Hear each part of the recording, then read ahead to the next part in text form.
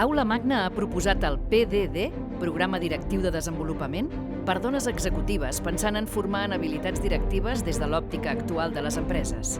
Amb aquest projecte guanyen el Premi Talent Cambra d'Igualtat. El programa comença a les 9 del matí, on fem un cafè networking, ens connectem totes, ens presentem, parlem i comencem l'activitat que és el nostre mòdul online, on tenim cada setmana un cas. Tenim un cas del qual l'hem d'anar treballant individualment i després una cosa molt bona que té aquest programa és que ens trobem a 2:45 per fer un cafè entre dues companyes i així ens anem coneixent entre totes les alumnes. La presidenta de l'Institut Català de les Dones, Laura Martínez Portell, entregà el guardó en nom del jurat.